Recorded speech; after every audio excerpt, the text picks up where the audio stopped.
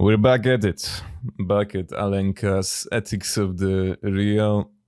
This has been a long break, and I kind of burned out, not gonna lie, but a year passed on and I want to finish this project, so let's do this. This is the chapter 5, Good and Evil. Fantasy within the limits of reason alone.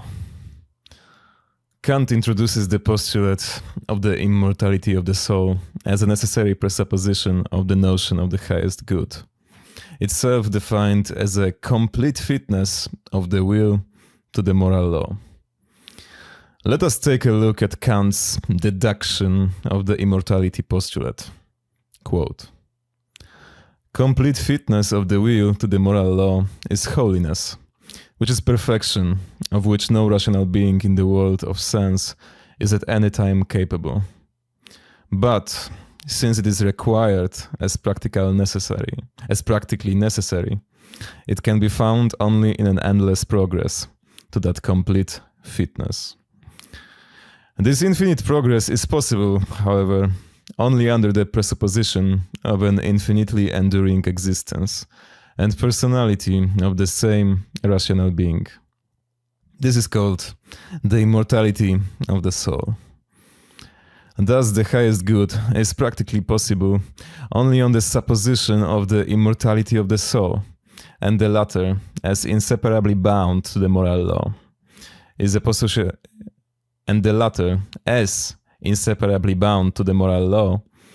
postulate of pure practical reason. End of quote. A little further on, Kant adds that only endless progress from lower to higher stages of moral perfection is possible to a rational but finite being. This deduction and its premises face an obvious difficulty that strikes the reader most forcefully in Kant's statement that to a rational but finite being, only endless, infinite progress is possible. This paradox has already been pointed out by Louis Whitebeck. If the soul is immortal, it is, upon the death of the body, no longer a denizen of the world of space and time. And if the soul is no longer subject to temporal conditions, how are we to understand continuous and unending progress? We might also ask why the soul, delivered of all bodily chains, would need such progress. For in this case, holiness could be accomplished instantly. And if not, if the presupposition of the eternity of the soul included continuous change for the better, then we would be dealing not with an eternal, but with a temporal mode of existence. The notion of change makes sense only within time. What are we then to think of this paradoxical deduction of the postulate of the immortality of the soul? These questions lead us to the inevitable conclusion. What Kant really needs to postulate is not the immortality of the soul, but the immortality of the body. The presupposition of endless progress from lower to higher stages of moral perfection, as Kant puts it, cannot yield an immortal soul, but rather an immortal, indestructible, sublime body. This would be a body that exists and changes through time, yet approaches its end, its death, in an endless, asymptotic movement. This is what justifies our saying that the postulate in question is a fantasy of pure practical reason, a fantasy in the strictly Lacanian sense of the word.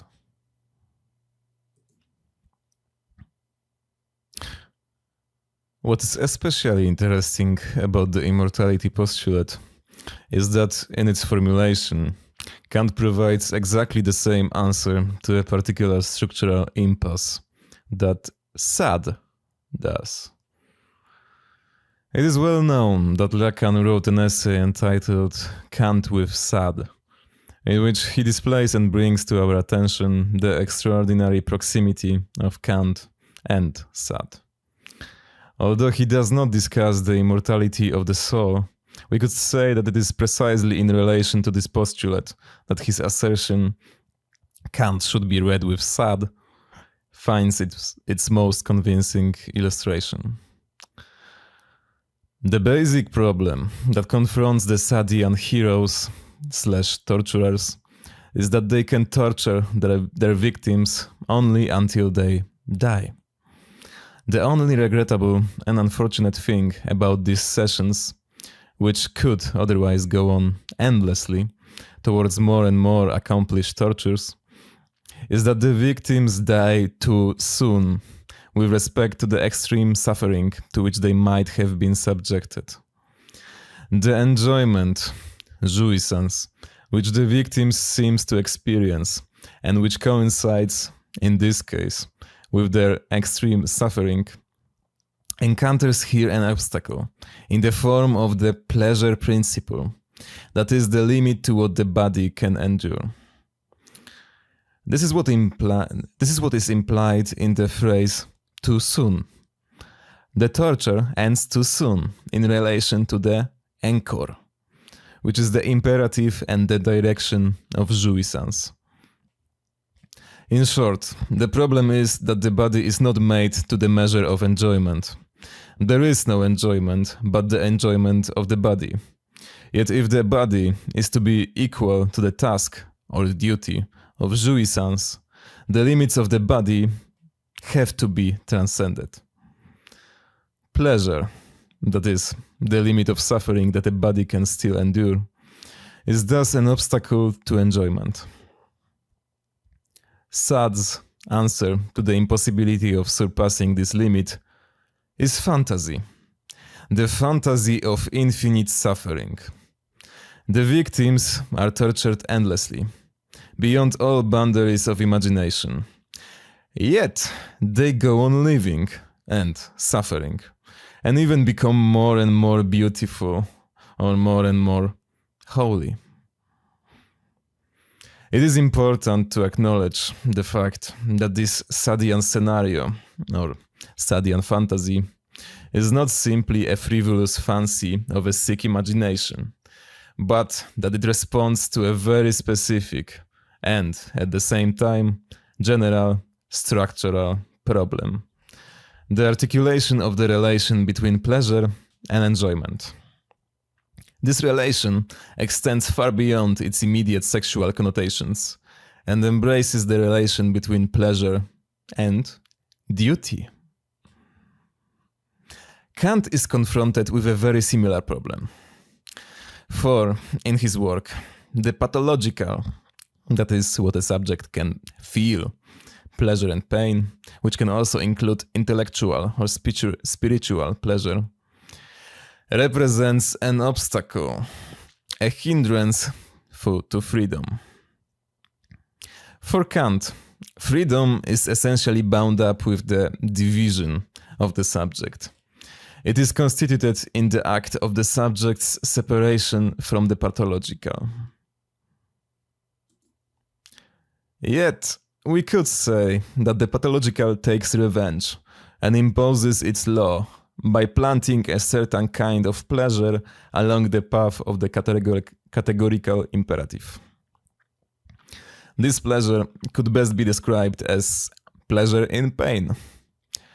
Pain as a transformation of pleasure, as a modality of the pathological, which takes the place of pleasure when the latter is used up. Here, the subject's immediate interest is replaced by something else. For example, an idea or some cosa nostra, in the name of which the subject is willing to forget her immediate interests and pleasure. For instance, the subject is willing to accept pain because she knows that it serves a good cause. Both Sade and Kant attempt to go beyond this logic. Thus, for Kant, freedom is always susceptible to limitation, either by pleasure in the form of any kind of pathological motivation, or by the death of the subject. What allows us to jump over this hindrance, to continue beyond it, is what Lacan calls fantasy.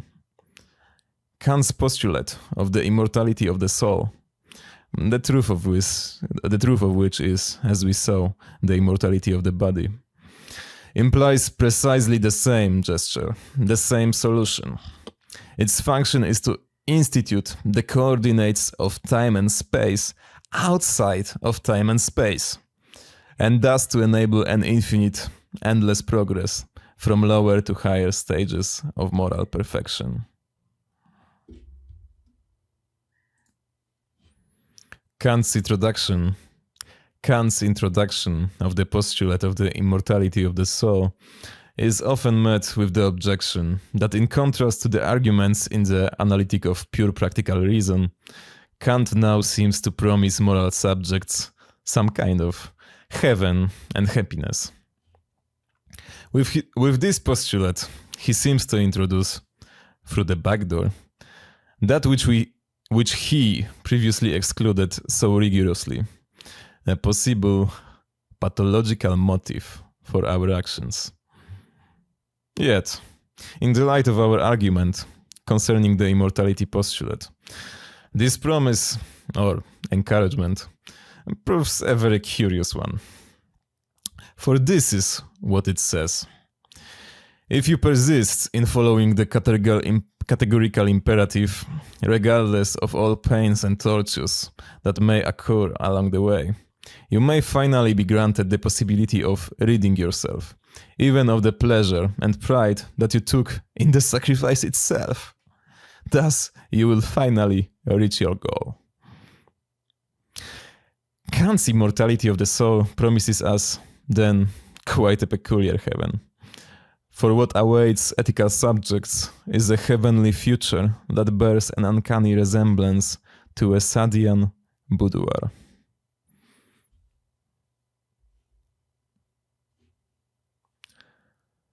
The logic of suicide. We must point out, however, that infinite progress towards moral perfection is not Kant's only answer to what seems to be the inherent structural impossibility of accomplishing a pure ethical act. In Kant's texts on morality, it is possible to discern another line of argument, which goes in the opposite direction, and is most explicitly formulated in the following passage, which we have already quoted, from Religion Within the Limits of Reason Alone. Quote, "But if a man is to become not merely legally, but morally a good man, this cannot be brought about through gradual reformation, so long as the basis of the maxims remains impure, but must be effected through a revolution in the man's disposition. He can become a new man only by a kind of rebirth, as it were a new creation." End of quote. It is this second perspective that brings Kant's developments closest to Lacan's conception of an ethical act. Let us borrow here Slavoj Žižek's outline of this conception. The act differs from an action in that it radically transforms its bearer, agent. After an act, I am not the same as before. In the act, the subject is annihilated and subsequently reborn, or not. The act involves a kind of temporary eclipse of the subject. The act is therefore always a crime, a transgression of the limits of the symbolic community to which I belong. It is in relation to these features of an act that Lacan claims that suicide is the paradigm of every successful act. Yet we must be very careful in our understanding of this statement, because what is at stake is not simply the voluntary death of the subject. It might therefore be instructive to draw a distinction, with Kant's help, between two different logics of suicide. First, there is the suicide that obeys the logic of sacrifice. When duty calls, I sacrifice this or that, and, if necessary, even my life. Here, we are dealing with the logic of infinite purification, in which sacrificing my life is just another step forward. Only one among numerous objects that have to be sacrificed. The fact that it is a final step is mere coincidence, or, to put it in Kantian terms, it is an empirical, not a transcendental necessity. It is this logic that governs Kant's postulate of the immortality of the soul, and serves to preserve the consistency of the big other. According to this logic, it is the subject who has to separate herself infinitely from everything that belongs to the register of the pathological. At the same time, the position of the big other only gets stronger.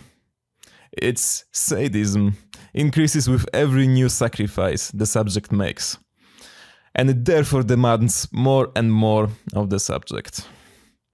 We can point to examples from popular culture, which seems to be more and more fascinated by this superegoic side of morality. Which seems to be more and more fascinated by this superegoic side of morality. Consider, for example, Terminator 2. The Terminator first helps people to wipe off the face of the earth everything that could lead in the future to the invention of machines such as the Terminator, and thus to catastrophe and the eruption of radical evil. In the end, the Terminator itself remains the only model that could serve to decipher all the necessary steps for the production of such cyborgs. It throws itself into a pool of white-hot iron in order to save the human race from catastrophe. The same type of suicide occurs in Alien 3. Ripley first exterminates all aliens, only to find out in the end that the last one resides inside herself. In order to eliminate this last alien, she has to kill herself. She has to destroy the stranger in herself, to cut off the last remains of the pathological in herself. The second type of suicide is less popular, for it serves no cause, no purpose. What is at stake is not that in the end we put on the altar of the other our own life as the most that we have to offer. The point is that we kill ourselves through the other, in the other. We annihilate that which, in the other, in the symbolic order, gave our being identity, status, support, and meaning. This is the suicide to which Kant refers in the famous footnote from the Metaphysics of Morals, in which he discusses regicide, the execution of Louis XVI.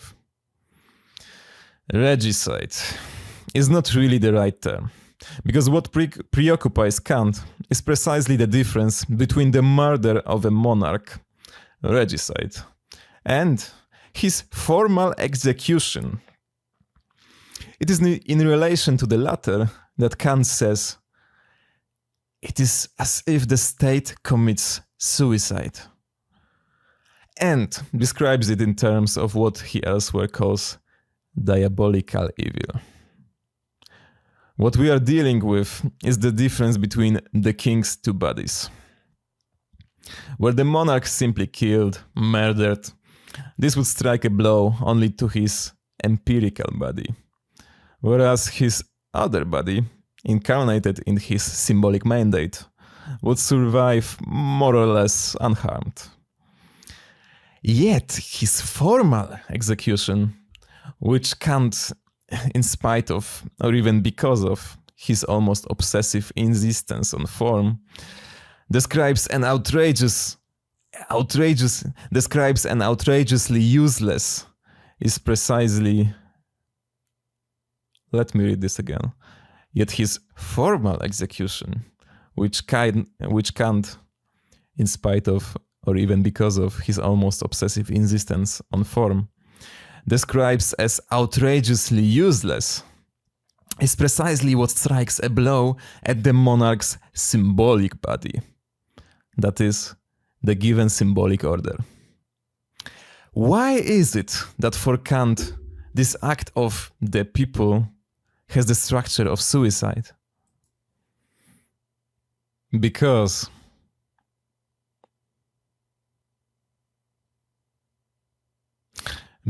people are constituted as the people only in relation to this symbolic order. Outside it, they are nothing more than masses with no proper status. It is the monarch, in his symbolic function, who gives people their symbolic existence, be it ever so miserable. A very audible undertone of Kant's argument thus implicitly poses this question. If the French people were so dissatisfied with their monarch, why didn't they simply kill him? Why did they have to perform a formal execution and thus shake the very ground beneath their feet? That is, commit suicide.